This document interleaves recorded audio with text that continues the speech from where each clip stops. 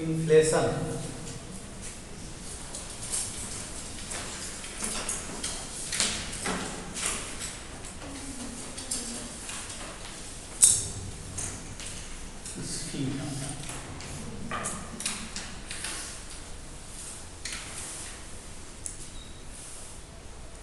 वास्तव में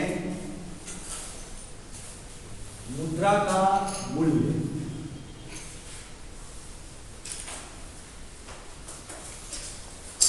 निर्धारण का सिद्धांत हम लोगों ने भी पढ़ा है कि मुद्रा के मूल्य में परिवर्तन होता है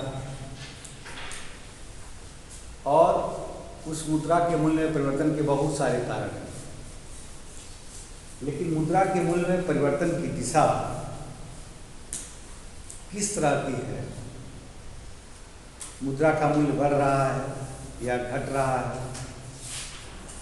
तो मुद्रा के मूल्य के परिवर्तन की दिशा के आधार पर उस विशेष अवस्था को अर्थशास्त्र में कई सारे टर्म दिए हैं। उसमें से एक है इन्फ्लेशन। जैसे मुद्रा का मूल्य मान लो घट रहा हो, मुद्रा का मूल्य बढ़ रहा हो, ये भी स्थिति हो सकती है। मुद्रा के मूल्य में कमी को एक विशेष टर्मिनोलॉजी यूज की गई है जिसे कहते हैं इन्फ्लेशन। मुद्रा के मूल्य में वृद्धि के लिए भी एक टर्म यूज होता है, इसे क्या कहते हैं?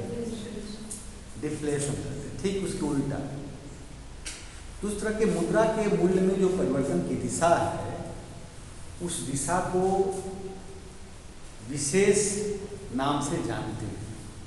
जो आज हम पढ़ने जा रहे हैं वह है इन्फ्लेशन, यानी मुद्रा के मूल्य में क्या हो, कमी होती है, या हमें कहें कि कीमतों में क्या हो, वृद्धि हो। दोनों बात एक ही, मुद्रा के मूल्य में कमी या कीमतों में वृद्धि, क्योंकि मुद्रा के मूल्य और कीमत के बीच में विपरीत संबंध होता है, इसलिए मुद्रा के मूल्य में कमी या कीमत में वृद्धि की स्थिति स्फीति कहलाती है, इन्फ्लेशन कहलाती है। प्रश्न यह है कि क्या मुद्रा के मूल्य में प्रत्येक वृद्धि स्फीति होगी या नहीं होगी? इस पर विचार अलग अलग है। क्लासिकल और न्यू क्लासिकल जो अर्थशास्त्री हैं ये मानते हैं कि मुद्रा के मूल्य में प्रत्येक कमी या वस्तुओं की कीमत में प्रत्येक वृद्धि स्फीति और यह अर्थव्यवस्था पर हानिकारक प्रभाव डालता है। यानी इन्फ्लेशन क्या है? इन्फ्लेशन का जो प्रभाव है अर्थव्यवस्था पर क्या है? निगेटिव इम्पैक्ट होता है, नकारात्मक प्रभाव होता है। ऐसा मानना है क्लासिकल और न्यू क्लासिकल। ओके, ऐसा क्यों मानते हैं? ऐसा इसलिए मानते हैं कि क्लासिकल थियरी हो या न्यू क्लासिकल थियरी हो, अब देखो चाहे क्लासिकल इकोनॉमिक्स की बात करें हम, क्लासिकल और new classical,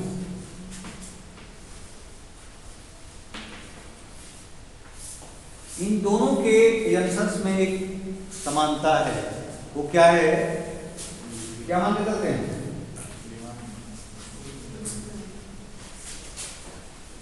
full employment. Economy क्या होती है? हमेशा पूर्ण रोजगार नहीं रहती है। उन्होंने तो स्वीकार किया ना कि अर्थव्यवस्था में पूर्ण रोजगार की स्थिति होती है। अर्थव्यवस्था सामान्यतया पूर्ण रोजगार के संतुलन में ही होती है।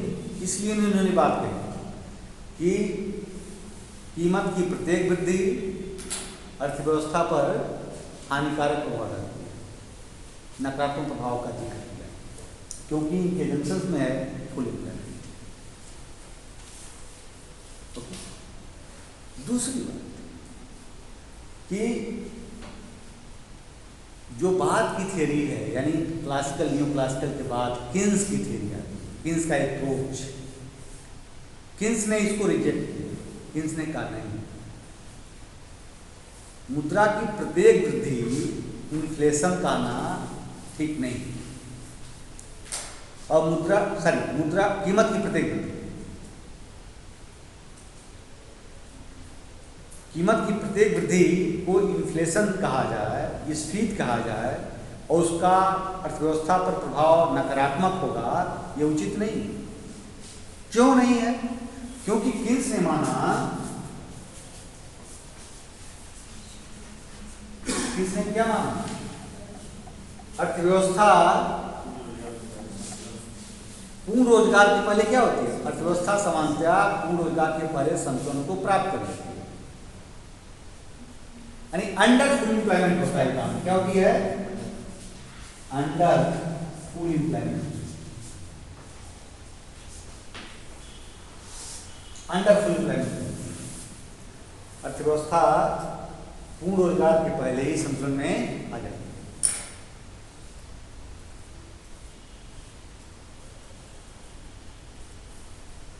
इसलिए यदि पूर्ण रोजगार के पहले कीमतें बढ़ रही हैं तो उस कीमत का प्रभाव अर्थव्यवस्था पर नकारात्मक नहीं होगा बल्कि सकारात्मक होगा। यदि पूर्ण रोजगार के पहले कीमतें बढ़ रही हैं तो अर्थव्यवस्था पर प्रभाव क्या होगा? किस के अनुसार? सकारात्मक, नकारात्मक नहीं। इसलिए कीमत की प्रत्येक वृद्धि, जैसा कि क्लासिकल और न्यू क्लासिकल इकोनॉमिक्स ने कहा, अर्थव्यवस्था पर नकारात्मक प्रभाव डालती है। किसने उसको रिजेक्ट किया? उन्होंने कहा कि पूर्ण रोजगार से पहले यदि ऐसा हो रहा है, इस तरह की अर्थव्यवस्था में प्रवृत्ति दिख रही है, कीमतें बढ़ रही हैं, तो अर्थव्यवस्था पर उसका सकारात्मक प्रभाव होगा, उत्पादन का स्तर बढ़ेगा, रोजगार का स्तर बढ़ेगा।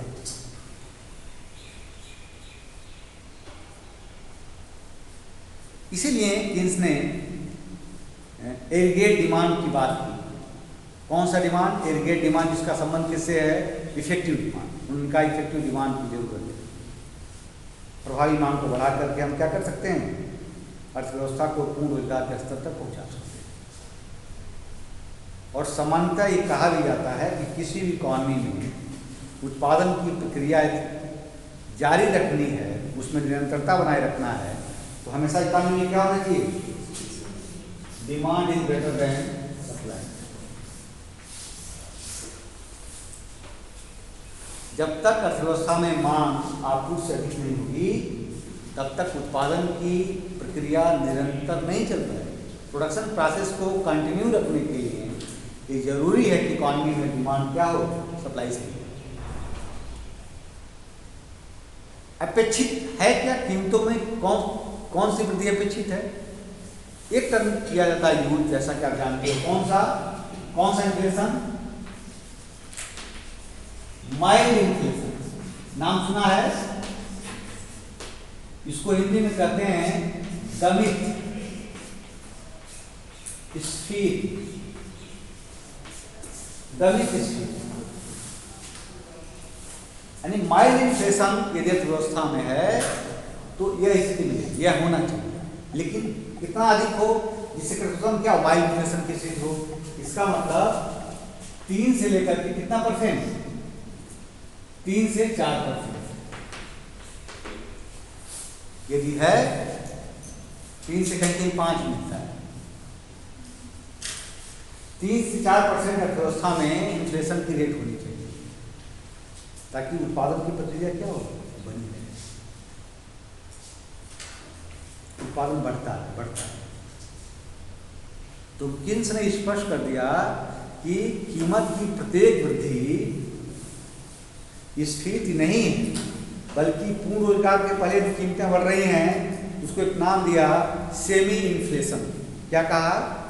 Semi inflation, अर्धस्फीति।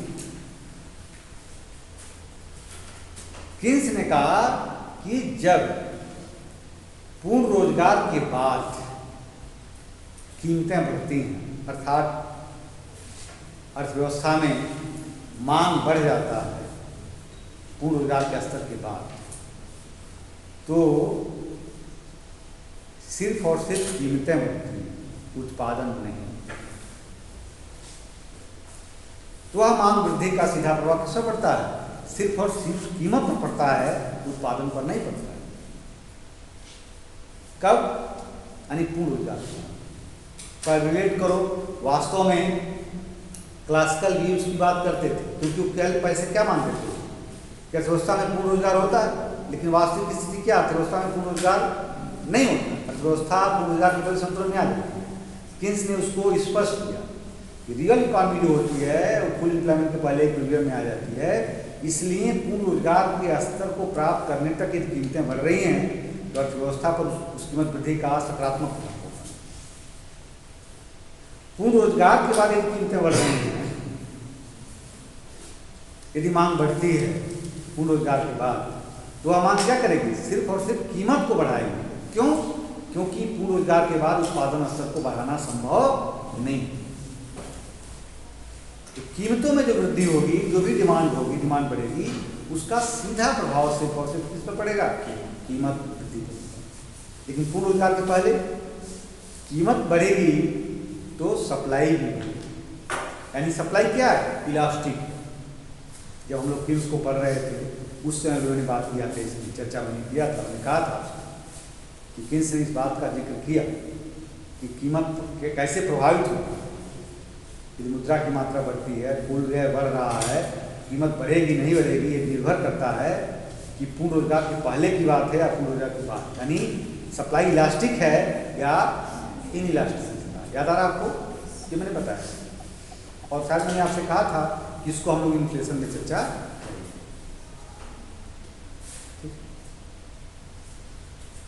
इन्फ्लेशन की जब भी स्थिति होगी, कीमतें जब बढ़ेंगी, कीमतों में वृद्धि दर्ज की जाएगी निश्चित रूप से, जब उसकी मांग क्या हो।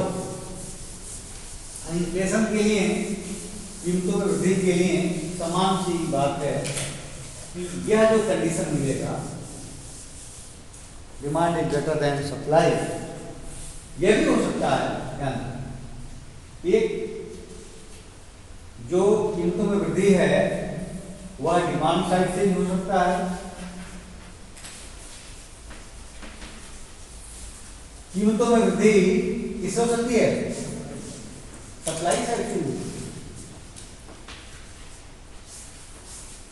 दोनों पक्ष जिम्मेदार हो सकते हैं कीमतों में वृद्धि, मांग पक्ष और आपूर्ति पक्ष।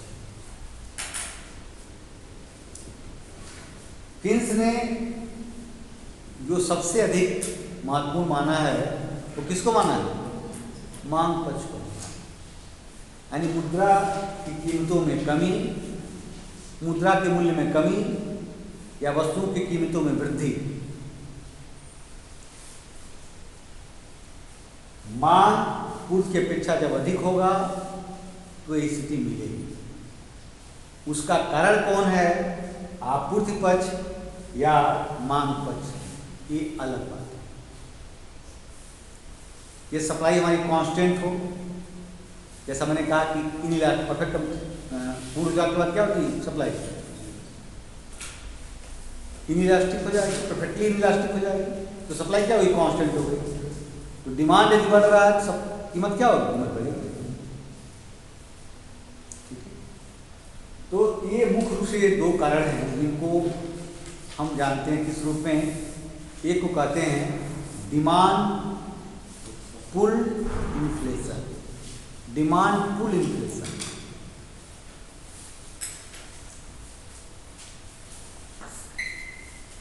डिमांड पुल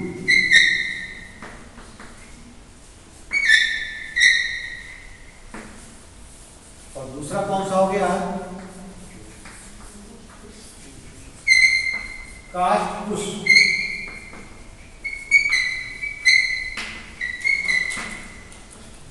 cast push inflation, demand pull और कास्ट पुश। डिमांड क्या करता है? कीमत को खींचता है अपनी तरफ, पुल। और कास्ट क्या करता है? कास्ट ब्रेड क्या करता है? वो पुश करता है, कीमत को पुश करता है, धक्का देता है ऊपर की तरफ। इसीलिए हम कहते हैं डिमांड पुल इन्फ्लेशन और कास्ट पुश इन्फ्लेशन। जब कास्ट बढ़ेगी, क्योंकि कास्ट के आधार पर क्या होती है, कीमतें होंगी, तो कास्ट बढ़ेगी तो क्या होगी, कीमतें भी बढ़ेंगी, इसलिए बोलते हैं कास्ट पुश इन्फ्लेशन। ओके, तो सामान से जो स्थिति कीमत में वृद्धि की वो दशा ये है। अब इसको हम दिखाना चाहें, जैसा कि आप करते आए हो।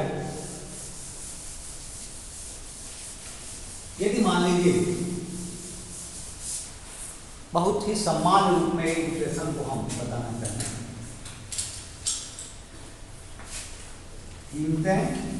कीमत को दिखाया गया वाई एक्सिस पर, supply and demand x axis पर, supply.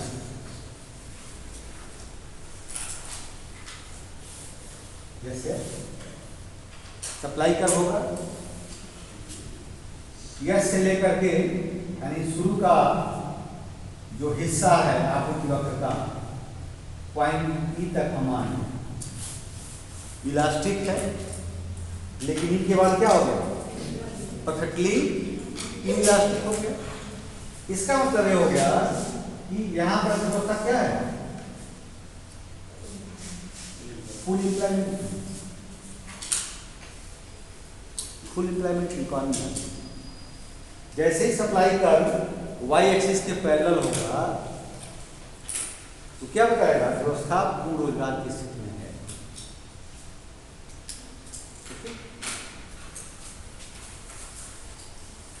Demand curve D, D2, D3, D4।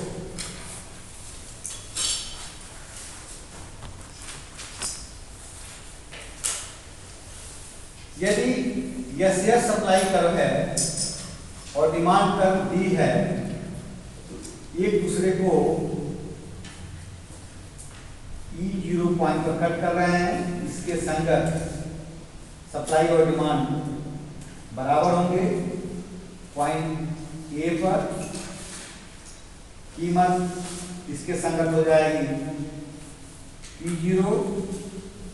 यदि किसी कारण से, कौन से कारण की चर्चा हम लोग बाद में करेंगे, यदि किसी कारण से मांग में वृद्धि होगी, मांग में वृद्धि का मैंने बताया, मांग संकुचन और मांग विस्तार दोनों अलग अलग चीजें।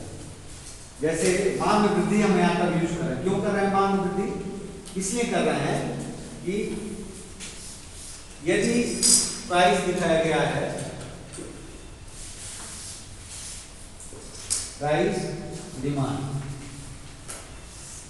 कर्व है, डीडी डिमांड कर्व है, पॉइंट कोई एम है, एम पॉइंट पर कंज्यूमर डिमांड है, इधर मूव कर रहा है, ऊपर की ओर नीचे की ओर मूव कर रहा है।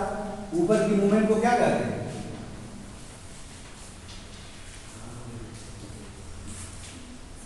मांग में संकुचन, कॉन्ट्रैक्शन इन डिमांड।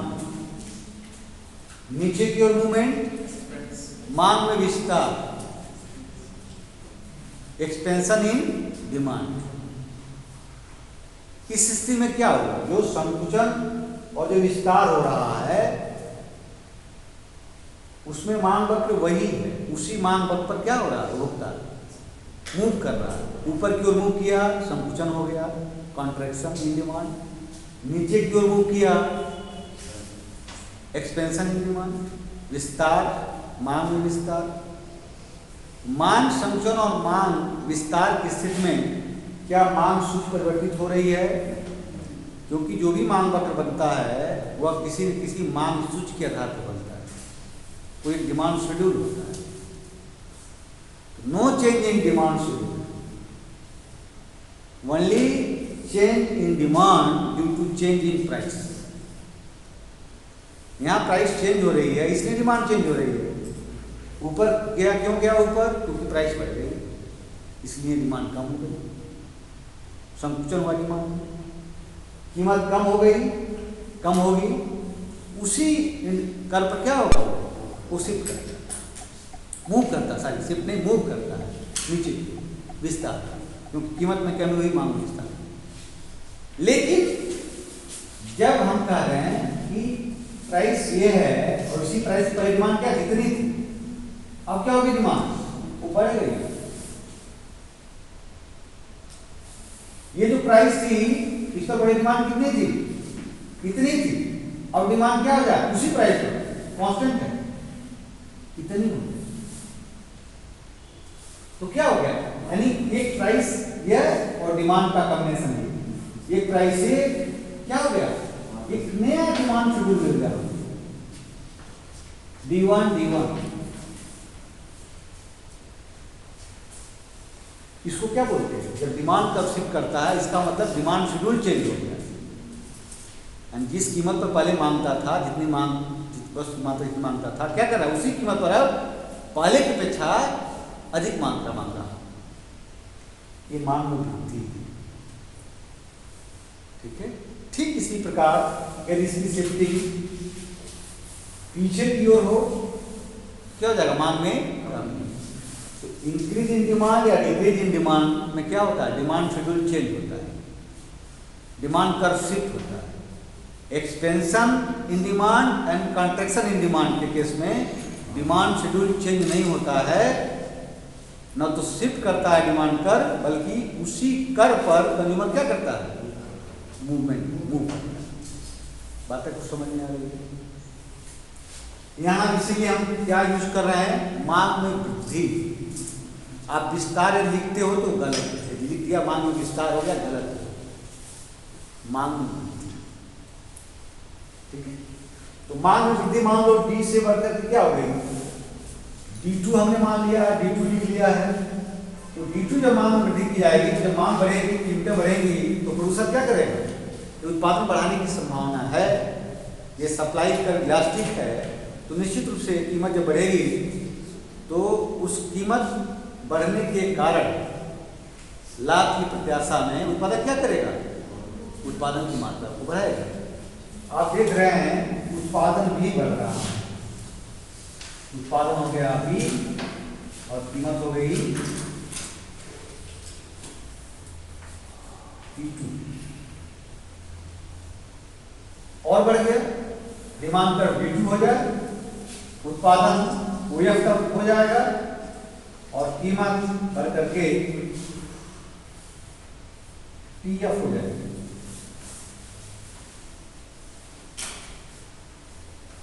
PF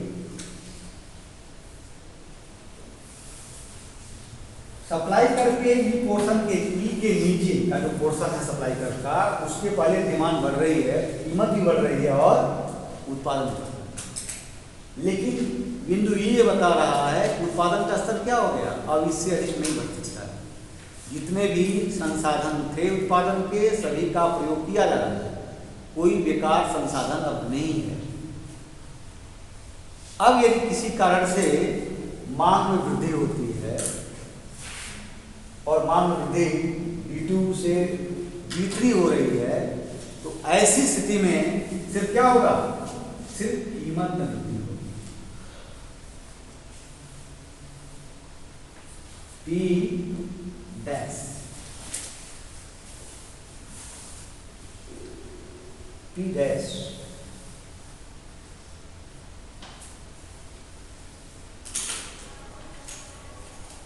और डिमांड बढ़ जाए तो क्या करेगा वो, सिर्फ कीमत। वास्तव में प्रत्येक वृद्धि को क्लासिकल ने क्या कहा, प्रत्येक वृद्धि को कहा वास्तव में क्या कहा, इन्फ्लेशन। इसने कहा नहीं, प्रत्येक वृद्धि इन्फ्लेशन नहीं, इसके बाद की जो स्थिति है, यानी ई के बाद पीएफ के बाद जो कीमतें बढ़ रही हैं वही क्या, वही इन्फ्लेशन है के अनुसार। इसके पहले का एक टर्म उन्होंने या क्या नाम क्या कहा उन्होंने, सेमी इन्फ्लेशन, अर्ध स्पीड का, ये अर्ध स्पीड। एक महत्वपूर्ण जिसको हमें जानना चाहिए,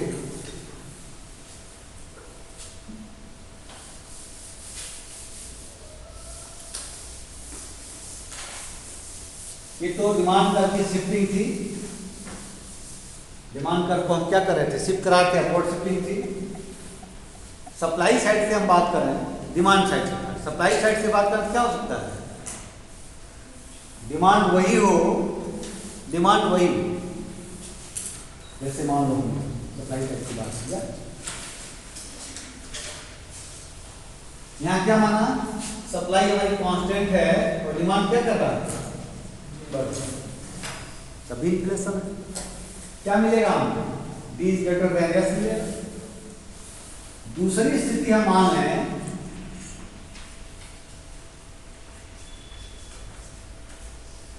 कि B क्या हो, कांस्टेंट हो, एंड सप्लाई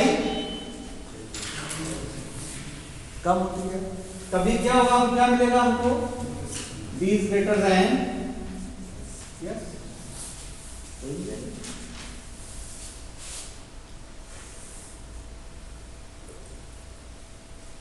सप्लाई डिमांड, कीमत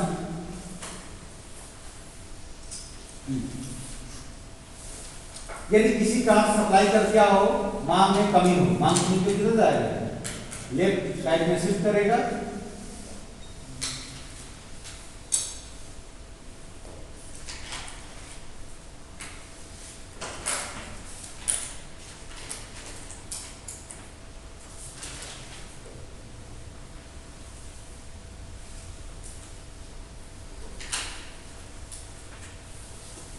सप्लाई और कम हो जाए, S2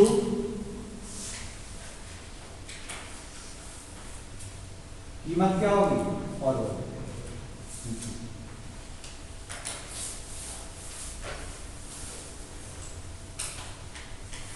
स्थिति यह अच्छी है या यह अच्छी है,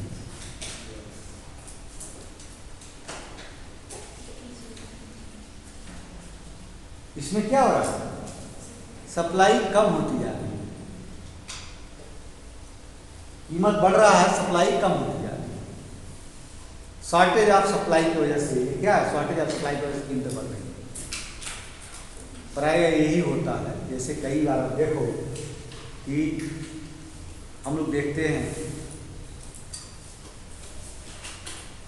किसी आवश्यक कोई वस्तु जो दैनिक जीवन में प्रयोग आती है, लेकिन अचानक देखते हैं उसकी कीमत क्या हो गई, बढ़ने लगी, और ऐसी वस्तुएं हैं जिनका इनकम इलास्टिक ऑफ डिमांड बहुत कम है, यानी आय में परिवर्तन के साथ उनका उपभोग बहुत नहीं बढ़ सकता।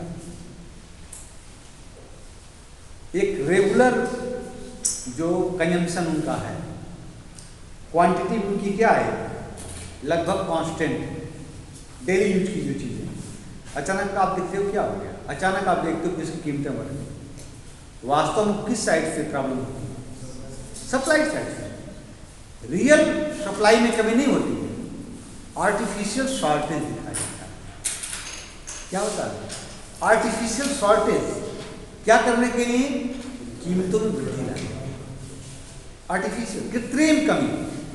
इसलिए देखो सरकार तो क्या करती है, फिर छापेमारी करती है, जो भी स्टॉक है क्या करो उसको, स्टॉक और सप्लाई, स्टॉक से क्या करते हैं हम, स्टॉक से सप्लाई करते हैं, स्टॉकिंग करने लगे, सप्लाई क्या होगी मार्केट में, यानी वो वस्तुएं जो बाजार में विक्रय के लिए उपलब्ध है, दैट इज सप्लाई, जो विक्रय के लिए उपलब्ध नहीं है उनको स्टोर किया गया, दैट इज स्टॉक।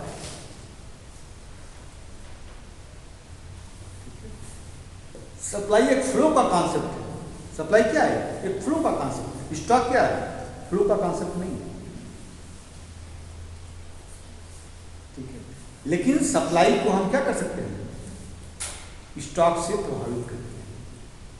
इसने कहा था कि जो भी स्टॉक किया उसको क्या करो, उसको सप्लाई के चेन में लाओ ताकि कीमतों में कमी आए। तो समानतः जो देखा जाता है रियल लाइफ में, जो हम अनुभव कर रहे हैं, कई बार ऐसी प्रॉब्लम होती है कि उस वस्तु की उत्पादन कम नहीं होता है, डिमांड भी उसकी नहीं बढ़ी रहती है, लेकिन प्रॉफिट मेकिंग के लिए जो सेलर्स हैं वो क्या करते हैं, आर्टिफिशियल शॉर्टेज दिखाते हैं, कृत्रिम अभाव दिखाते हैं, ताकि कीमतें क्या होंगी, बढ़े। बात समझ में आ रही है? तो सप्लाई का मतलब हम एक फ्लो का कॉन्सेप्ट, हम उसकी बात कर रहे हैं। ओके, उसके बाद एक महत्वपूर्ण जो इन्फ्लेशन के संदर्भ में किन्स ने एक टर्म दिया, वो बहुत जरूरी है जानना हम सबके लिए। कौन सा टर्म है?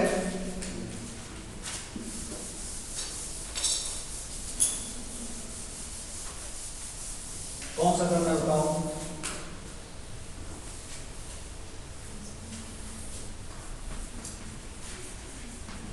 इन्फ्लेशनरी गैप, नाम सुना है?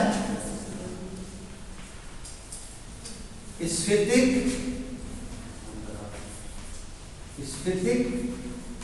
अंतराल, स्फीतिक अंतराल। किन्स ने वास्तव में कीमत वृद्धि के कारण के रूप में, कीमत वृद्धि के कारण के रूप में किसको लिया? स्थितिक अंतराल। किन्स ने कहा कि कीमतों में वृद्धि या अर्थव्यवस्था में स्फीति का मुख्य कारण क्या है? स्फीतिक अंतराल है, जिसकी चर्चा हम आपसे कल करेंगे।